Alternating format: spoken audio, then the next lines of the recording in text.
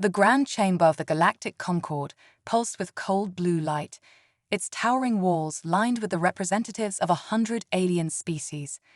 At the center stood the accused, humanity. Once a promising member of the Concord, their rapid technological growth, unmatched adaptability, and refusal to follow the slow and cautious pace of galactic tradition had made them a target of suspicion. After a long and bitter war sparked by humanity's intervention in a border conflict, the Concord had made its decision. An unanimous vote, a sentence not of destruction, but of removal, banished to a distant, uncharted sector of the galaxy, untouched, unexplored, and unforgiving. The tribunal did not echo with shouting or pleas. The human delegation stood tall, silent, proud. No tears, no begging. Only the distant hum of their departure ships signaled the end of an era. Some among the Concord cheered their exile, believing peace would finally return. Others, more cautious, watched in silence. Among them was Leuren, a historian from the Veldari species who had studied humanity longer than most. As the chamber emptied, he remained seated, staring at the empty floor where Earth's envoys had stood moments ago. "What if they survive?" he whispered to himself. His voice was lost in the noise of celebration. Beyond the Concord's borders, the human fleet drifted into the unknown, engines glowing softly against the darkness. Their new home was no paradise. Scarred moons, toxic skies, broken worlds, but it was theirs now. In those early days, the hardships were endless. Ships malfunctioned, habitats collapsed, food was scarce. Yet no one gave up. Humanity, driven by the weight of betrayal and the fire of ambition, did what they always had, adapted. Engineers worked without sleep, scientists repurposed every fragment of wreckage, and leaders emerged not from wealth or title, but from grit. The outer worlds were harsh, but they were also untouched. No interference, no politics, no one to tell them to slow down. For the first time, humanity was truly free. As years passed, scattered colonies grew into cities. Cities became trade hubs. Ruins were reshaped into machines of life. The humans didn't just survive, they evolved. All the while, the galaxy watched, or rather forgot. The Concord, content with its vote, moved on as if humans had vanished from history. But not all had forgotten. In the deep corners of Concord space, rumors began to whisper. Trade ships vanished near unmarked sectors. Strange technology surfaced on black markets, designs far ahead of what the Concord possessed. Unofficial reports spoke of colossal stations built in storms, ships that moved without fuel, and voices speaking an old language with new power. The Concord dismissed them as myths, pirates, or fabrications. After all, humanity was gone, exiled, erased. Still, Leuren kept his private archive. Each new rumor added to the growing web of unanswered questions. The banishment, he feared, had not ended a threat. It had created something else entirely, something beyond their control. As he sat alone in his library, tracing maps of forgotten space, he couldn't shake the feeling that the galaxy had made a terrible mistake. Not because it underestimated humans, but because it had given them exactly what they needed: freedom, space, time, and reason. The stars were silent, but something stirred in the dark, something human. Far beyond the edges of known space, in a forgotten corner of the galaxy where the stars burned dim and planets spun in silence, humanity began again.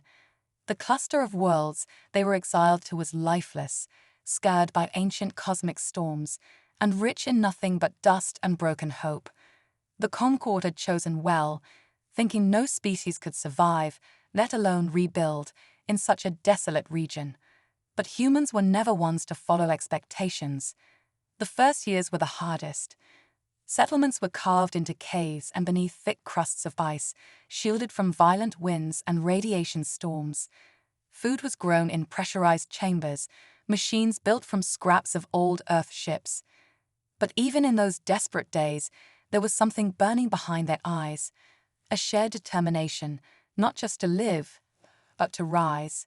Engineers, farmers, soldiers, and scientists, everyone worked side by side. barriers of race, class, and nation dissolved.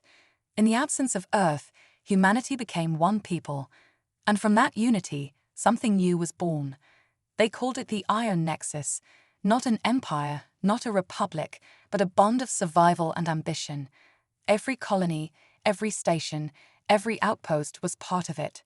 Decisions were made collectively, technology shared freely, and those who tried to take advantage were met with firm justice.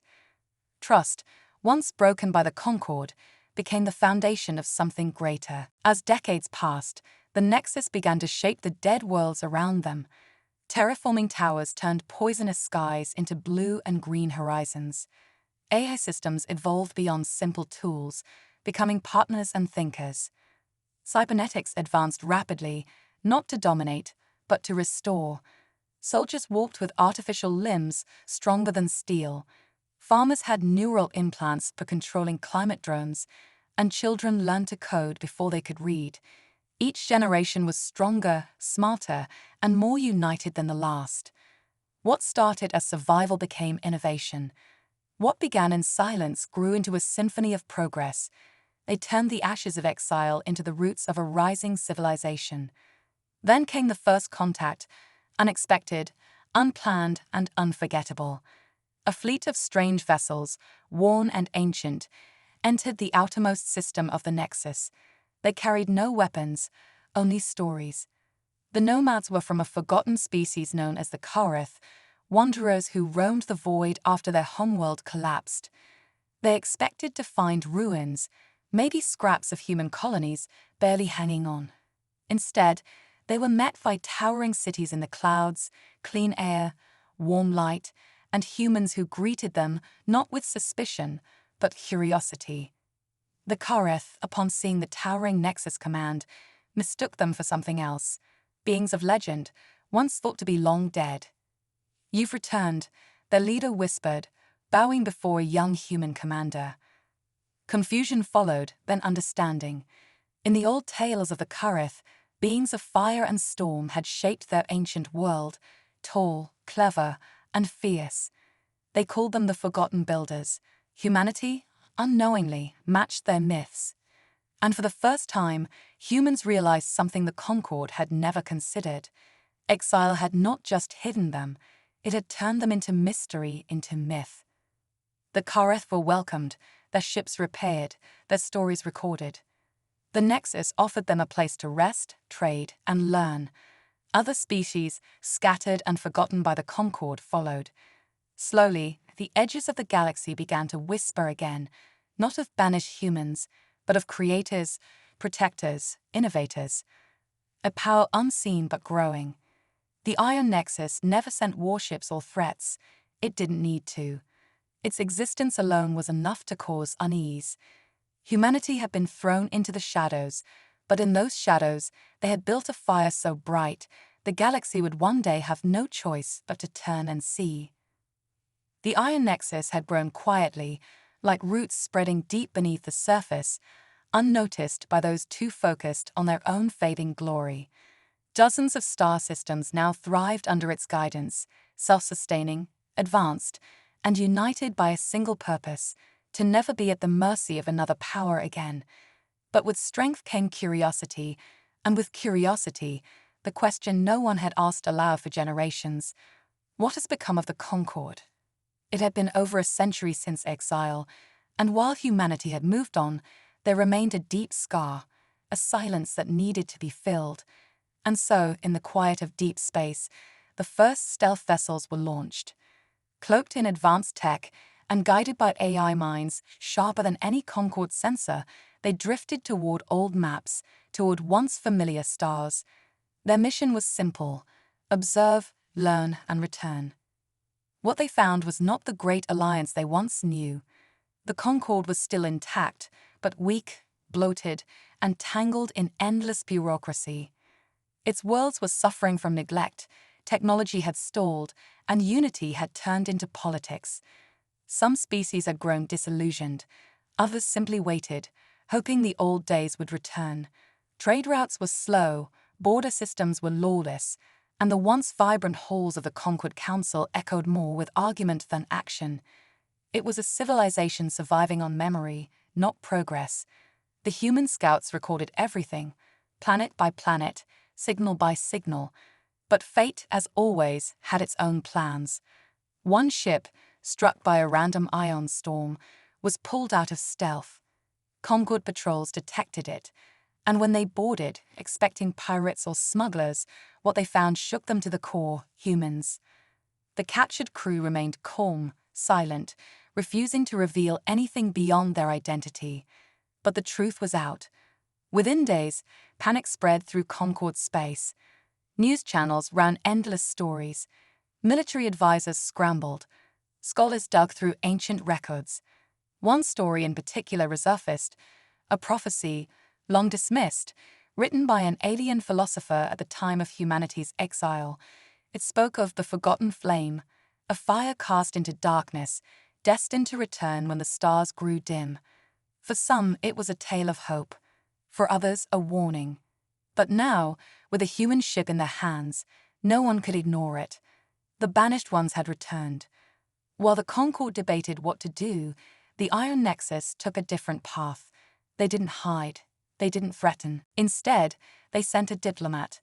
Not a general, not a warship, just a single vessel, sleek and silent, bearing a symbol none had seen in over a century. It arrived at the edge of Concorde space and transmitted a single message: "We come to talk." Inside was a representative named Ilara Voss, a woman born on one of the first Nexus colonies, trained in history, diplomacy, and the delicate art of truth. She stepped into the Concorde Council chambers with calm confidence, dressed not in armor, but in the simple grey robes of the Nexus diplomats. She made no speeches of vengeance, no demands but justice. Instead, she offered trade, knowledge, partnership.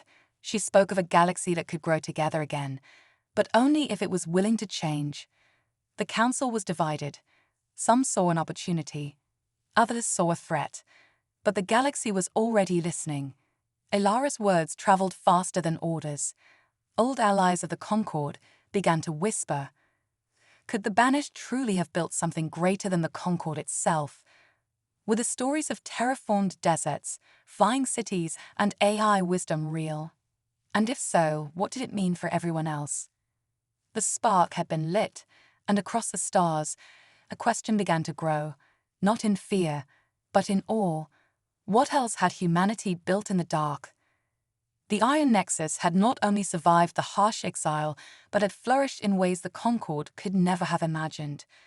What had been written off as the end of humanity had, in fact, become the beginning of something far greater. Humanity had evolved into a force not merely capable of survival, but of shaping entire systems. The Iron Nexus stretched across dozens of star systems, each one a marvel of human ingenuity. Floating cities, built in the clouds of gas giants, shimmered with the glow of artificial suns, while Dyson swarms captured the energy of dying stars, powering entire colonies with ease. Vast, intricate networks of cybernetic enhancements and AI-driven machinery operated in harmony, making life not only bearable but extraordinary. Humanity had achieved what the Concorde had once deemed impossible. They were no longer a scattered race of exiles, they were an empire. When the Concorde finally sent their envoys to meet the humans once again, they were expecting scattered, desperate colonies. They were expecting a broken people, outcasts struggling to survive. Instead, they were greeted with towering cities, vast shipyards, and a technological mastery that made the Concorde's own advancements seem archaic. As their ships docked with the grandest of the Nexus stations, the Concorde diplomats were struck speechless. They had thought the human race would wither away, but here they were met with an empire that felt as though it had always been there, quietly waiting to claim its place among the stars. The sheer scale of humanity's achievements was impossible to ignore. They had built their own worlds, crafted their own systems, and created a society where cooperation and progress were the rule, not the exception. As the Concorde representatives toured the Iron Nexus, they saw wonders beyond their comprehension. Megastructures designed to harness the energy of entire stars, fleets of ships so advanced they seemed to defy physics, and colonies thriving on planets once thought uninhabitable. The most breathtaking sight, however, was the central hub of the Nexus, a sprawling city suspended between two moons, its towers stretching far beyond the atmosphere. This city was not just a symbol of human power, but of their philosophy: no conqueror, no slave, all rise together. The Nexus had not been built through force or domination. Instead, it was built on the idea that all life, human and alien alike, could grow together, each species contributing its strengths to the collective good. The Concord envoys were awed, but also frightened. They had never seen anything like it before. It was clear that the humans had become something more than they had ever been, and the Concord was now faced with a difficult decision. Some argued for an alliance, hoping to share in the prosperity and technological advances of the Nexus. Others, however, saw a growing threat, a power that could soon eclipse their own. The fear of the unknown, of being left behind, stirred within the hearts of the Concord leaders. And so the debate began: should they risk joining the Nexus, or should they strike first, before humanity's influence spread further? In the midst of this tension, the Iron Nexus issued its offer: join us, or be left behind. It was not a demand, but an invitation. Humanity had no need to conquer. They simply wished to share what they had built. Those who were ready to embrace change, to move beyond the stagnation of old alliances, were welcome. But those who clung to outdated power structures would be left to fall behind in the dust of history. The message was clear: the galaxy was changing, and humanity was the catalyst. As the envoys returned to their ships, the Concord was left to confront its own future. Should they accept the invitation of the humans, or cling to the past, hoping that their old alliances would somehow protect them? The answers were not clear, and the galaxy held its breath, waiting to see what would happen next. The Iron Nexus had made its move, and now the rest of the galaxy would have to decide how to respond. It was no longer a question of whether humanity would rise, it was a question of who would rise with them. Despite humanity's peaceful overture to the galaxy, not everyone was ready to embrace the rise of the Iron Nexus. A hidden faction within the Concord, fearful of losing their power and influence, began to hatch a plan to destabilize the human empire. They believed that humanity's success was built on luck and fragile alliances, and if they could only sow chaos, they could push the Nexus back into the shadows where it belonged. But they underestimated one thing: they failed to understand what humanity had become. What they thought were mere outposts and colonies were in fact well-defended and thriving worlds, each one a fortress of innovation and resilience. The sabotage campaign began with covert attacks, disruption of trade routes, mysterious disappearances of human freighters, and hacking attempts against the Nexus's cybernetic infrastructure.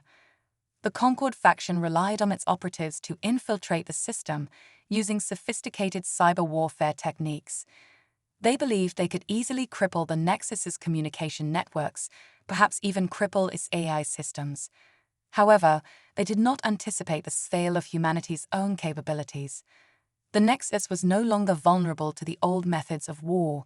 Instead of retaliation, the humans responded with strategy, patience, and overwhelming innovation. As the Concord's operatives attempted to breach the Nexus systems, they found themselves locked in a high-stakes cyber duel with human AIs, machines that had evolved far beyond simple code.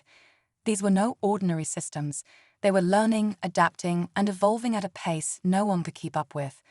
The battle unfolded in the digital world, a quiet, unseen war of shifting algorithms and firewalls. The humans didn't strike blindly.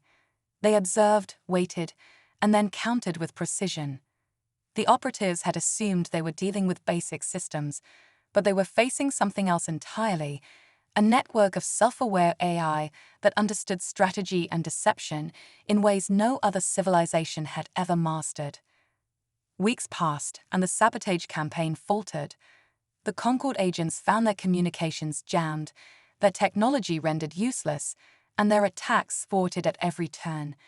The Iron Nexus did not engage in brute force. It responded with efficiency, neutralizing threats before they could escalate. But even more remarkable than the technological prowess on display was humanity's restraint.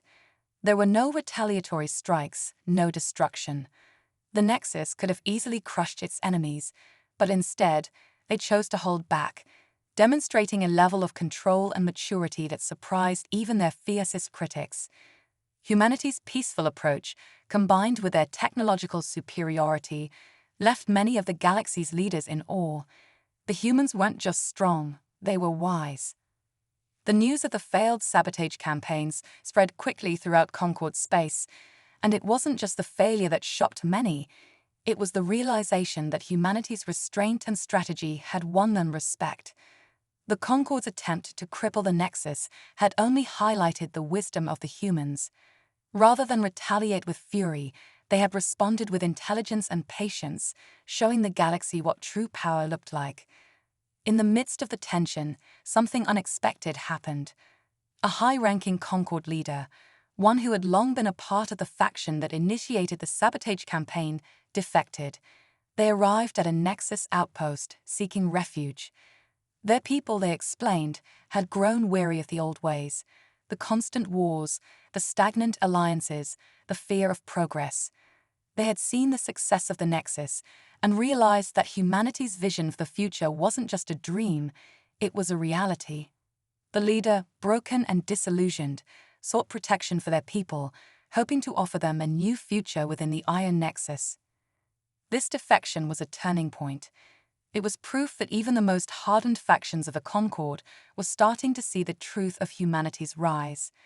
The Iron Nexus was not just a powerful empire, it was a beacon of hope for a galaxy tired of stagnation and division.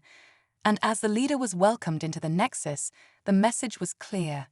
Humanity's influence would not be stopped by sabotage, fear, or old grudges. The galaxy was changing, and the Nexus was at the heart of it. As the years passed, the once mighty Concord found itself unraveling at the seams. The internal strife and growing instability within its walls became impossible to ignore. The ideals that had once held the Alliance together were crumbling.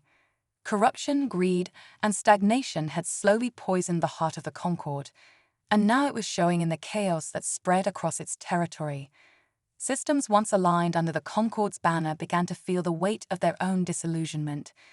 They had watched as humanity rose from the ashes of exile, and they saw the promise of something better, something different. Worlds that had long remained neutral or aligned with the Concord began to reach out to humanity. Trade routes opened, bridging the gap between the Nexus and the wider galaxy. Knowledge flowed freely, and with it came the realization that humanity's model of progress was far more sustainable than the failing structures of the Concord. The Iron Nexus was no longer just a collection of outcasts, it had become a beacon for freedom, innovation, and collaboration. Under the guidance of humanity, new alliances were forged. Species that had once feared the rise of humans now sought their counsel, eager to join a system where they would no longer be mere pawns in a game of politics and war. The Nexus had proven itself a shining example of what could be accomplished when progress, not power, was the goal. As more and more worlds aligned themselves with the Nexus, it became clear that the Concord's time was running out. The fractures within its leadership deepened, and the once unified council began to splinter. The members who had once governed together now turned against each other in bitter debates and backstabbing. The council could no longer hold the galaxy together. Their authority had been eroded by their own failure to adapt, to evolve. In the midst of this turmoil, a dramatic proposal was brought forth. Should the Concord be dissolved? Should a new alliance be forged, one that would rebuild the galaxy, this time with humanity at the helm? The debate shook the galaxy to its core. The proposition was not just a suggestion, it was a challenge to the very foundation of the old order. Alien leaders who had once dismissed humanity as a reckless and unpredictable species now spoke out in favor of the change. They praised the resilience of the humans, their ability to turn adversity into strength, their ability to build rather than destroy. In speeches broadcast across the stars, representatives of once hostile species expressed their admiration for the human spirit. They were cast out. One leader from the Teharic Republic said, "But they did not break. They grew. They became what we could never be." Another spoke passionately, the Concord stagnated. The Nexus shines as a new path, a path where progress is not a burden but a blessing. The rhetoric shifted. For the first time, the question was no longer whether humanity could lead, but whether the galaxy could afford not to follow. As the vote loomed, the Concord Council fractured even further. The division became irreparable, with some factions desperately clinging to the old ways, refusing to let go of their power, while others openly sought change. Those in favor of dissolving the Concord and aligning with the Iron Nexus argued that humanity had already proven its worth, showing not just technological prowess but wisdom, restraint, and a vision for the future. But in the final hours before the vote, one truth became undeniable. Humanity had never sought to rule. The Nexus had never demanded that anyone kneel. They had simply offered a new way. Humanity had built their empire not by conquering, but by inspiring. Despite this, as the debate reached its peak, a surprising turn of events occurred. In private meetings, and then in public speeches, alien leaders made their positions clear. They no longer wanted to simply be part of the old order. They didn't want to rule under a dying Concord. They begged humanity to lead, not through force, but through guidance. Humanity was asked to take the reins, not because of power, but because of trust. For the first time in a long while, the galaxy was united in a single desire to move forward. The world of politics, of endless debate, of back-and-forth stagnation had broken. The Nexus was the way forward. Humanity stood at the crossroads, its leaders refusing to impose rule upon those who were not ready, yet offering a steady hand to guide the way. The vote to dissolve the Concord became inevitable. The future was uncertain, but one thing was clear: the galaxy was ready for something new, and humanity was prepared to lead them into it. The day of the grand gathering had arrived, and it was held on a planet that had once been humanity's prison, a barren, desolate world cast out from the heart of the galaxy. It was here that humanity had been exiled by the galactic Concord, left to fend for itself in the far reaches of space. But now that same planet was about to become the birthplace of a new era. Hundreds of species had gathered, each representing their worlds, their civilizations, their hopes for the future. They stood together, not as divided empires, but as members of something greater. It was a moment of profound unity, a powerful testament to the resilience of a species once cast aside and now welcomed as the cornerstone of a new galaxy.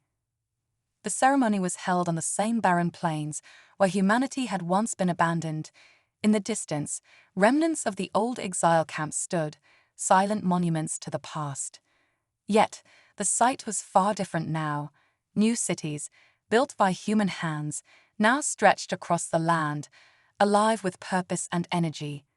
Ships of all shapes and sizes filled the skies, representing the diverse species that had come to witness the signing of the Nexus Charter.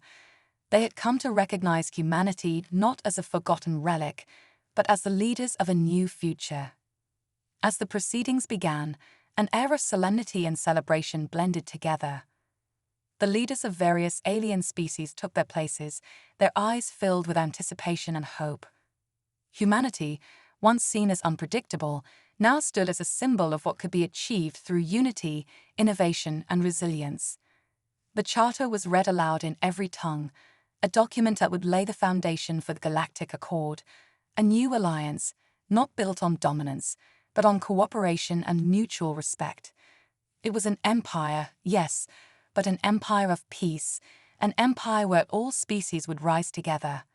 No longer would anyone be cast aside as humanity once had been. The galaxy would move forward together, forging a path that ensured no one was left behind. Above them, on a high balcony, stood a veteran from the exile era.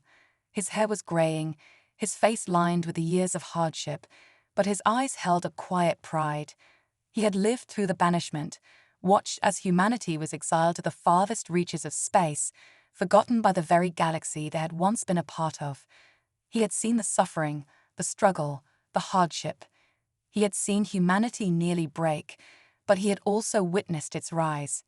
Now, as he looked out over the crowd gathered below, alien leaders, representatives from dozens of star systems. He smiled.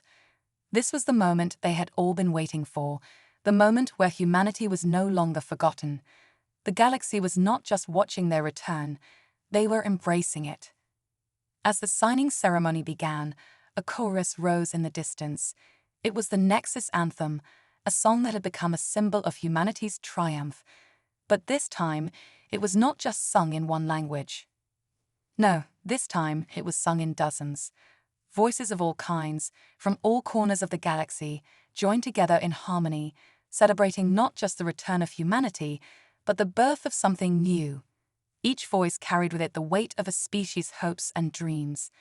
Together, they sang of unity, of progress, of a future without division. The song echoed across the plains, into the sky, and into the hearts of everyone who had gathered.